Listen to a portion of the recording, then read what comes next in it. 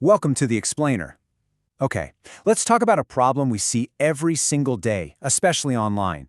It's how one single scientific study gets grabbed, twisted, and treated like it's the absolute final truth on something. You've seen this, right? You're scrolling and suddenly there it is. A claim about a new diet, some miracle supplement, a scary health risk. And it's always backed up by a study. It feels like we're just drowning in them. And this is what it usually looks like, isn't it? It's this chaotic mess of conflicting headlines. One day coffee gives you superpowers, the next it's pure poison. It makes it almost impossible to figure out what's actually going on. And pretty quickly, that single study stops being about learning something new. It becomes a weapon in an argument. Science suddenly feels like this popularity contest, where we just grab the one study that proves our point and hold it up like a trophy.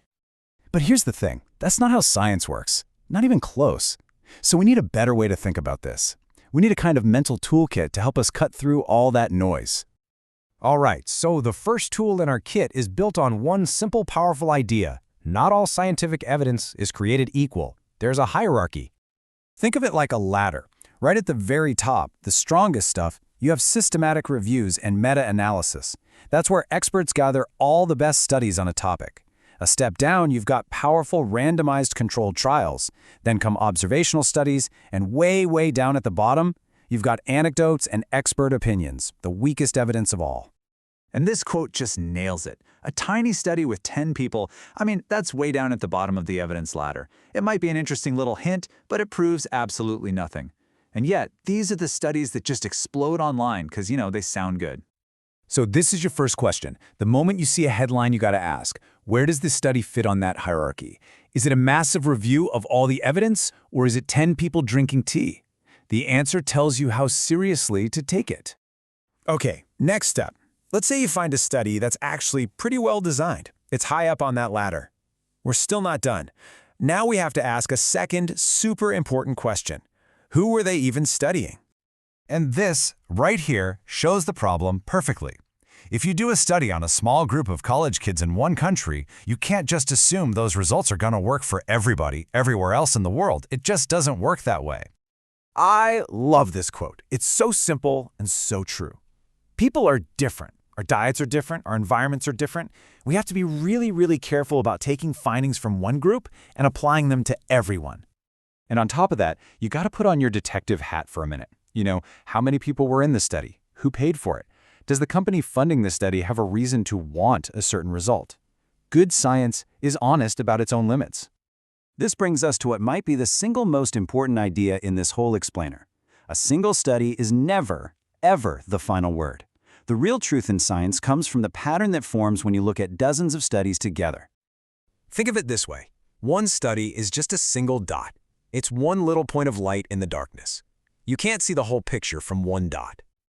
The magic happens when lots of different research teams all over the world start asking the same question. Maybe one study finds a big effect and another one finds no effect at all. But over time, as more and more studies come in, a pattern starts to emerge from the noise. And scientists actually have this amazing tool to see that pattern. It's called a forest plot. Every little square you see there is a different study. And that diamond at the bottom, that's the punchline. It's the combined message of all the evidence put together. Now there's one more trap. It's called publication bias. This happens when studies with boring or negative results just never get published. So all we see are the exciting, positive ones. A funnel plot helps scientists spot this. If it looks lopsided, it's a warning sign that we might not be getting the full story. So all of this leads us to a really big shift in our thinking.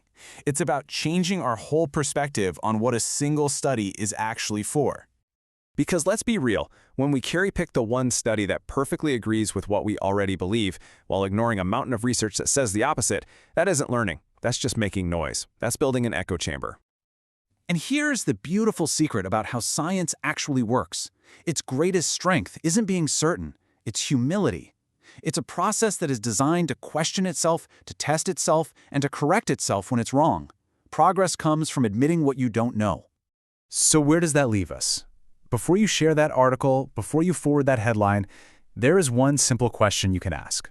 It's a question that can completely change you from just a passive consumer of information into a true critical thinker. That's it. That's the question. What do the other studies say? It's so simple, but it forces you to look for the whole conversation, not just the one person shouting through a megaphone. It forces you to look for the pattern. This quote just sums it all up, doesn't it? The goal isn't to find more ammo for our side of the argument. It's about developing the wisdom to step back and listen to what the entire body of evidence is trying to tell us. So if you remember one thing from all of this, let it be this. A single study is a hint. It's the start of a question. It is not the final conclusion. It's just one clue in a much, much bigger investigation. And the real truth? Well, that's only found when we start putting all the pieces together.